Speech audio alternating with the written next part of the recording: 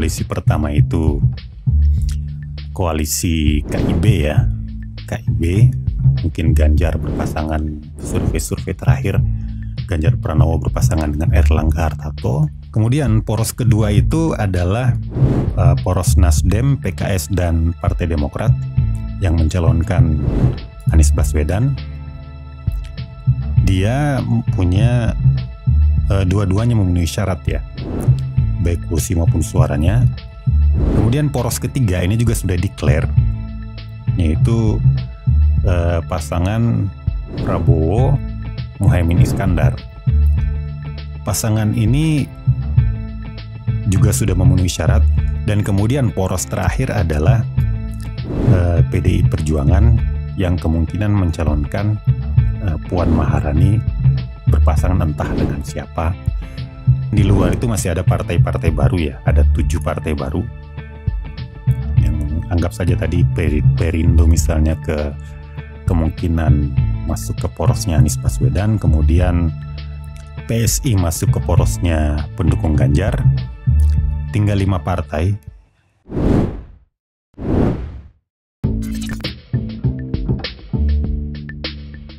Assalamualaikum warahmatullahi wabarakatuh. Selamat datang kembali di channel Pemilih Indonesia bersama saya Harun Hussein. Kalau misalnya skenarionya adalah Ganjar Pranowo kemudian memilih maju dari partai lain, dari KIB misalnya, kemudian akan muncul 4 poros koalisi. Koalisi pertama itu koalisi KIB ya. KIB, mungkin Ganjar berpasangan, survei-survei terakhir Ganjar Pranowo berpasangan dengan Erlangga Hartarto, Ketua Umum Partai Golkar. Pasangan ini didukung oleh KIB yang suaranya 23,67%, kemudian kursinya 25,74%, sudah cukup jauh melampaui syarat presidensial threshold 20% kursi atau 25% suara sah secara nasional. Tidak memenuhi syarat dari sisi suara, tapi memenuhi syarat dari sisi kursi, surplus 5% ya, karena cuma 20% syarat kursi. Ini juga mungkin masih ditambah dengan PSI ya. Kalau PSI masuk, dia itu punya 1,89% suara. Artinya kalau misalnya PSI masuk ke dalam KIB, dua-duanya akhirnya memenuhi syarat karena suaranya akhirnya menjadi 25,56%, sedangkan kursinya 25,74%. Jadi dua-duanya memenuhi syarat baik suara maupun kursi.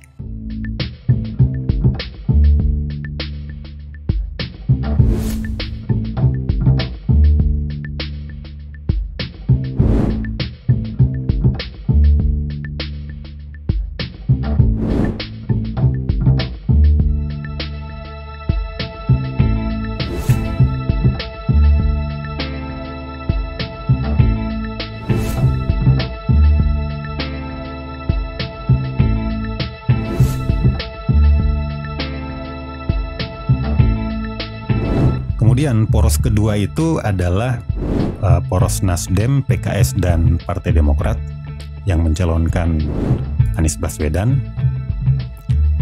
Dia punya dua-duanya memenuhi syarat ya, baik kursi maupun suaranya. Suaranya 25,03%, persis ya. Kemudian kursinya 28,35%, artinya sudah surplus 8,35%. Artinya sudah sangat memenuhi syarat, sudah siap. Apakah nanti pasangannya Anies Baswedan AHY atau Anies Baswedan dan nama yang lain ya. Kita tunggu bagaimana Anies Baswedan mencari wakilnya.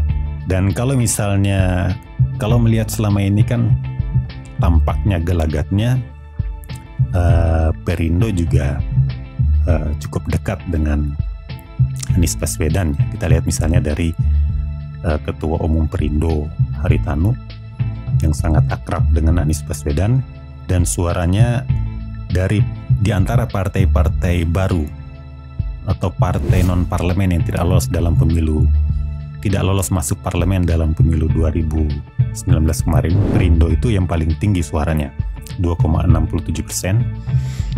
Jadi kalau Perindo masuk, suaranya poros ini akan punya 27,70% suara, sudah surplus 2,70% untuk suara, sudah sangat memenuhi syarat.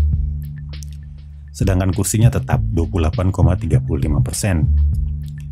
Poros kedua ini kan sudah mendeklarasikan Anies Baswedan pada tanggal 3 Oktober kemarin ya, 2 minggu sebelum berakhirnya masa jabatan Anies Baswedan sebagai Gubernur DKI Jakarta.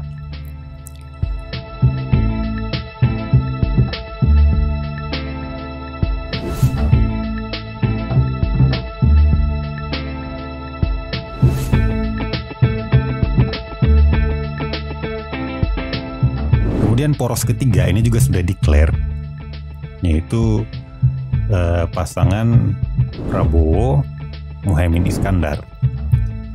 Pasangan ini juga sudah memenuhi syarat.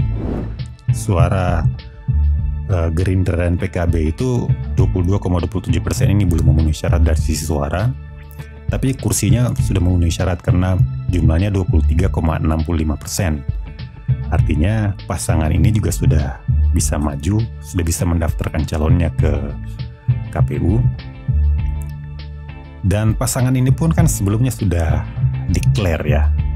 Artinya memang ini kemarin ketika Nasdem mendeklarasikan Anies Baswedan kemudian diprotes ya, karena mereka masih berada di dalam koalisi. Tapi Partai Nasdem menjawab, sebelumnya kan sudah ada calon presiden yang mendeklarasikan diri, kenapa tidak menjadi masalah? Yang dia maksud itu adalah Prabowo Subianto dengan Muhaimin Iskandar yang sudah declare terbuka malah di sebuah acara.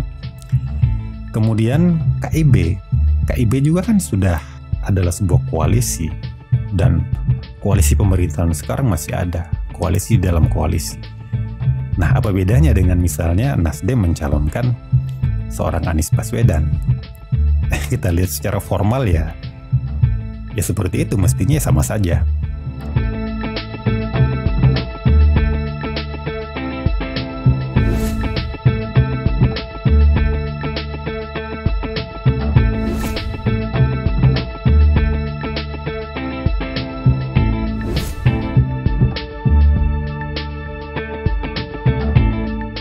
Dan kemudian poros terakhir adalah PDI Perjuangan yang kemungkinan mencalonkan Puan Maharani berpasangan entah dengan siapa. Dan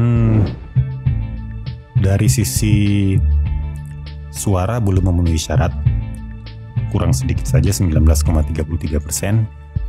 Tapi kalau dari sisi jumlah kursi sudah memenuhi syarat, sudah surplus 2,26%. Kursi PDIP di DPR itu 128 dari 575 kursi DPR atau 22,26%.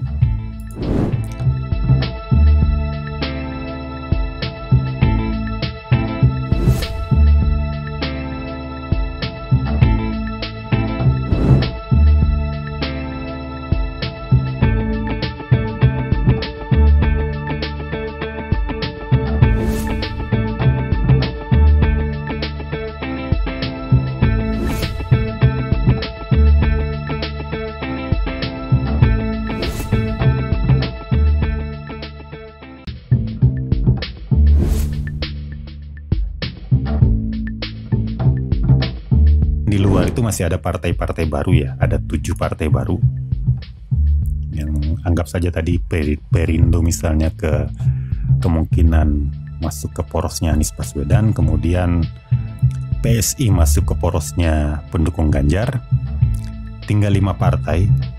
Tapi 5 partai ini tidak seluruhnya bisa mengajukan calon presiden karena kemarin itu Partai Berkarya sudah mendaftarkan diri ke KPU untuk jadi calon peserta pemilu, tapi ternyata gagal di babak pendaftaran ya Partai Berkarya. Padahal pemilu kemarin suaranya cukup besar ya, hampir 3 juta suara. Kemudian PKP Indonesia. PKPI ini juga kemarin gagal dalam verifikasi administrasi ya. Jadi praktis di luar partai baru yang sekarang masih perlu menentukan sikap itu nanti adalah Partai Hanura, kemudian Partai Bulan Bintang, dan Partai Garuda. 3 partai ini juga sekarang masih menjalani verifikasi faktual, apakah lolos atau tidak ya dalam verifikasi faktual. Kalau mereka lolos dalam verifikasi faktual ya mereka bisa ikut mencalonkan, bergabung ke dalam poros-poros koalisi calon presiden yang ada. Presidensial threshold ini berat, tapi alhamdulillah masih bisa menciptakan kemungkinan 4 poros, atau mungkin dia akan mengerucut mungkin jadi 3 poros ya. Jadi mungkin itu. Tapi apakah misalnya dengan presidensial threshold 20% kursi atau 25% suara sah itu bisa muncul 3 poros atau 4 poros itu kemudian presidensial threshold tidak bermasalah? Enggak, menurut saya tetap bermasalah. Kenapa? Kita ini kan bisa muncul banyak pasangan calon karena para elitnya bertengkar, artinya mereka tidak sepakat. Artinya kita rakyat tidak mungkin menggantungkan sistem pilpres kita itu pada ketidaksepakatan atau pertengkaran para elit. Artinya tetap saja presidensial threshold itu harus diturunkan, bahkan dinolkan, agar rakyat yang benar-benar menjadi penentu dalam pencalonan presiden itu. Siapa yang mau dicalonkan? Orang yang populer tidak dihambat oleh oleh para oligark. Masih untung kalau misalnya para oligark itu mencalonkan orang-orang yang punya kapabilitas. Tapi kalau misalnya mereka pada suatu saat misalnya mereka mencalonkan orang yang tidak kita sukai, dan apalagi kemudian membuat pilpres sepak bola gajah, misalnya mereka bikin 2 pasang calon dan kemudian pilpresnya hanya sepak bola gajah, pilpres pura-pura, ya kita mau apa?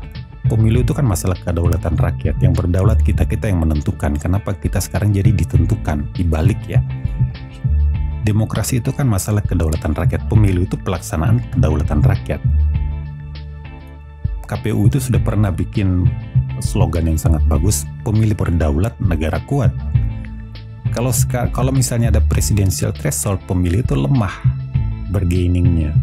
Kita ditentukan oleh para oligark. Itu nasib kita ditentukan oleh mereka, bukan kita yang menentukan. Kita cuma memberi stempel atas apa yang mereka lakukan. Itu kan tidak fair ya. Baik, demikian obrolan kita kali ini, semoga ada manfaatnya. Jangan lupa like dan subscribe. Sampai jumpa di episode berikutnya di channel Pemilih Indonesia. Terima kasih. Wassalamualaikum warahmatullahi wabarakatuh.